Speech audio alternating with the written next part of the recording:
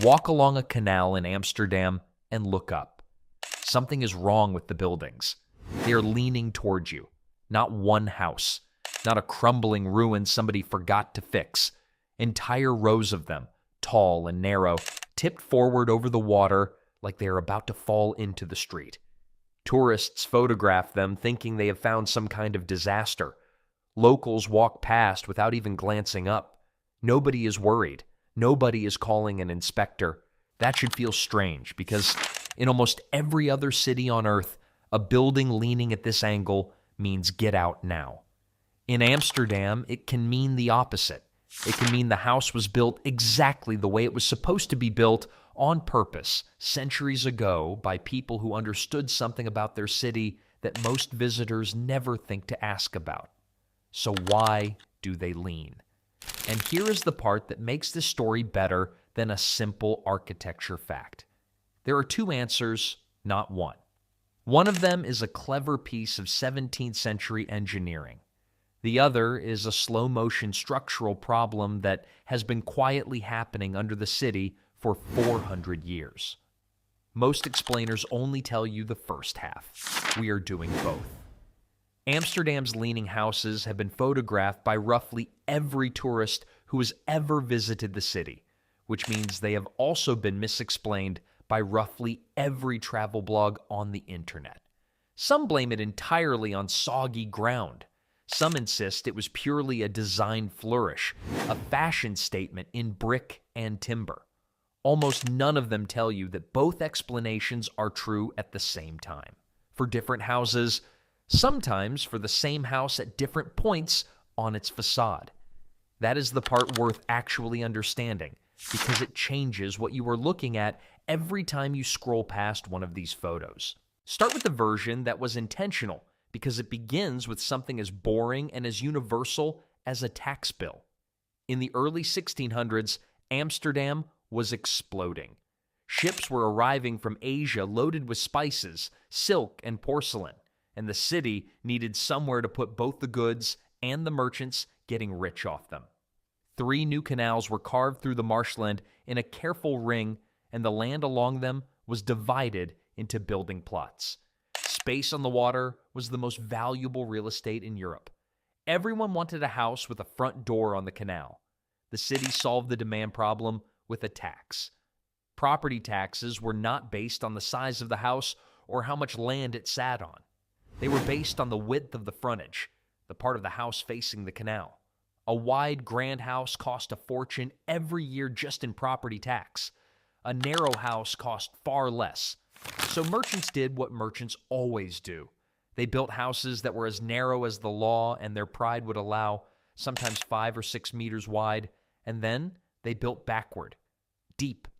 Some of these houses stretched 30 meters or more from the canal to the back garden, 4 or 5 stories tall, all hidden behind a facade barely wider than a modern hallway. That solved the tax problem. It created a new one immediately.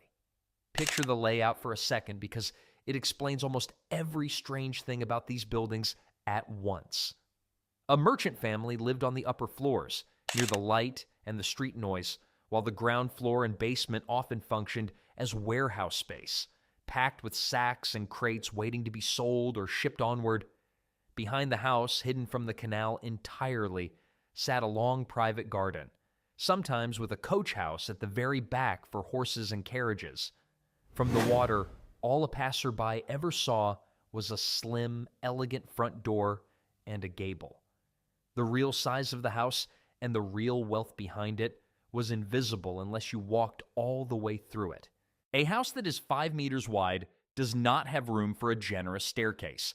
Amsterdam's canal houses were built with stairs so steep and so narrow that calling them stairs is almost generous. Locals still joke that moving into one of these houses is closer to mountaineering than furniture delivery. Try carrying a sofa, a wardrobe, or a merchant's crate of imported goods up something built more like a ladder folded into a hallway, and you understand the problem instantly. Somebody was eventually going to drop a piano through a window. The Dutch did not fight the staircase. They went around it entirely. Look at almost any canal house today, and you will see a wooden beam jutting out from the very top of the gable, right below the roofline, with a metal hook hanging from the end. That is a Heichsbock, a hoisting beam, and for 400 years, it has done the job the staircase never could. A rope runs through a pulley on that hook, down to the street or the boat below, and furniture, barrels, sacks of goods, entire shipments of cinnamon and pepper get winched straight up the outside of the building and swung in through oversized upper windows. This is also, by the way, the real reason Dutch windows are famously large. It was never about admiring the view. It was about fitting a wardrobe through them. And this is where the forward lean stops being a mystery and starts being a solution. Hoist a heavy object straight up the face of a perfectly vertical building, and physics is not on your side. Every gust of wind, every swing of the rope sends that load swinging back into the wall. Crack a window, dent a hand-carved facade the owner spent a fortune decorating. Worse, drop the whole load into the canal. Builders solved this by tilting the entire front of the house forward, away from vertical, by a small but very deliberate angle. Now, as the load rises past each floor, gravity naturally swings it away from the building instead of into it. The lean is not decoration. It is a built-in safety margin for 4 centuries of furniture deliveries. There is a name for this in Dutch, op de vlucht, building in flight, meaning the facade leans out over the street on purpose. It became such a defining look of Amsterdam that some historians believe builders leaned houses forward even when they didn't strictly need the hoisting clearance, purely because it made the elaborately carved gable at the top of the house easier to see and admire from street level. A vanity lean, stacked on top of a practical one. The explanation everyone gives you is only half the story. Hit subscribe so you don't miss where this goes next, then let's keep going.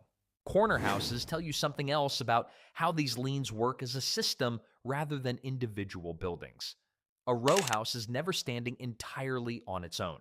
It leans, quite literally, on its neighbors, sharing structural load along the party walls the way a line of people might lean into each other to stay upright in a crowd. Corner buildings don't get that support on one side.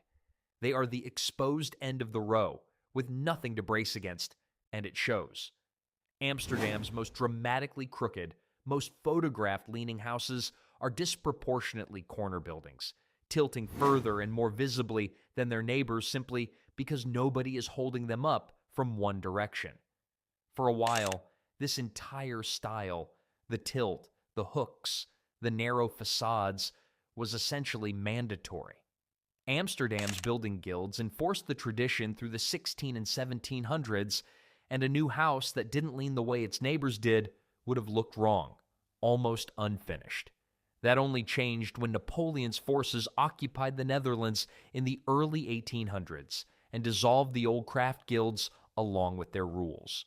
Once the guild requirement disappeared, builders started constructing houses straight up and down instead. By the middle of the 20th century, city regulations had gone even further and banned the deliberate forward lean outright, treating it as an unnecessary structural risk rather than a charming tradition. Today, the rule has flipped one more time. You're allowed to build op de vlucht again, but only if the houses next to yours already lean the same way. The tilt survived by becoming heritage instead of necessity. It's a strange kind of rule when you think about it. A city government essentially decided that a structural quirk born from taxes and furniture logistics had become important enough, culturally, to legally protect, even after the original reasons for it had mostly disappeared. Modern Amsterdam has excellent elevators, wide modern doorways, and no shortage of moving companies who never touch a hoisting beam. Nobody actually needs a leaning facade to get a couch inside anymore. The city keeps the lean anyway, because by now it is not solving a logistics problem. It is protecting an identity. That is the story everyone tells about Amsterdam's leaning houses. It's a good story. It's also not the whole one, and the part that gets left out is the part that should genuinely worry you a little. Because some of these houses aren't leaning on purpose at all. Some of them are leaning because the entire city is very slowly failing underneath them and has been since the day it was built. Amsterdam sits on reclaimed marshland, soft peat and clay that cannot support the weight of a stone or brick building on its own.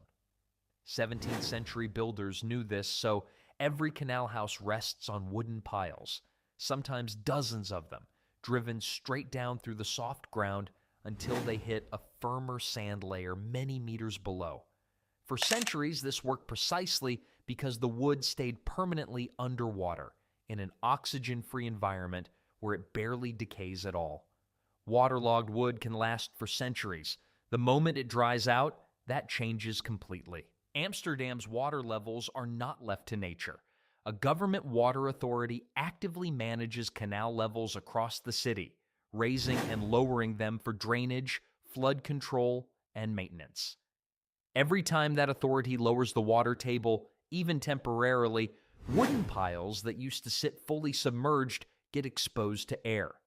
Wood exposed to oxygen rots, and once rot sets into a foundation pile, it stops carrying weight evenly. The house above it starts to sink unevenly, one corner or one side at a time.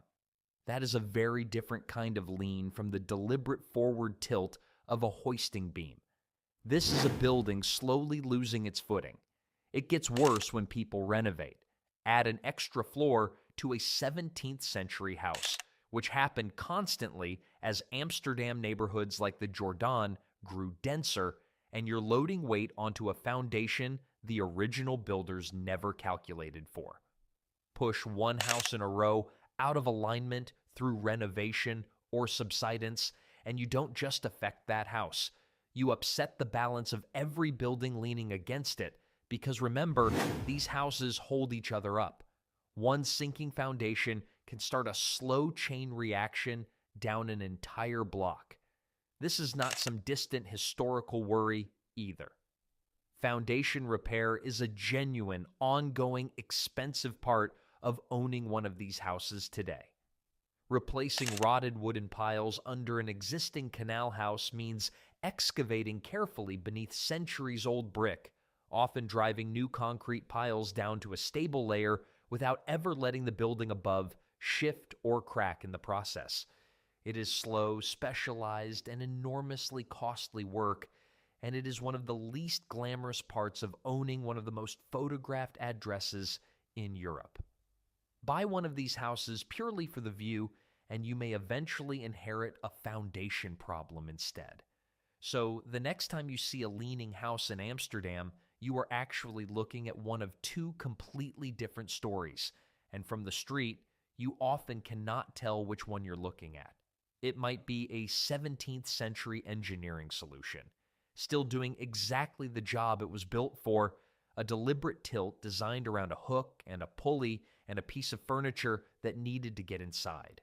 Or it might be 400 years of a swamp slowly winning one rotted pile at a time, hidden behind a facade that still looks charming from a tour boat. Amsterdam's engineers know the difference on any given building. Most tourists, and honestly, most residents do not, and largely do not need to, because the city has spent centuries turning both explanations into the same postcard image. One version is a triumph of clever design, solving a real problem with nothing but rope, wood, and geometry. The other is a reminder that even the most photographed, most beloved skyline in the country is still standing on a bet the 17th century made with a swamp, a bet that is quietly still being paid off today. That is really the whole story of this city in miniature. Amsterdam has never fought its geography so much as negotiated with it, one clever workaround at a time. A tax problem became a narrow house. A narrow house became an impossible staircase. An impossible staircase became a hook, a rope, and a deliberate tilt. And underneath all of it, the original bargain with the swamp never fully closed out. It just got quieter, patient, and easy to forget about until a facade starts sinking on one side. The lean you photograph on vacation is the visible tip of 400 years of trade-offs. most of which never make it into the caption. If you want to see more of these strange, hidden pieces of history nobody tells you about, hit like and subscribe. It genuinely helps me make more of these and make them better, so every like and comment counts.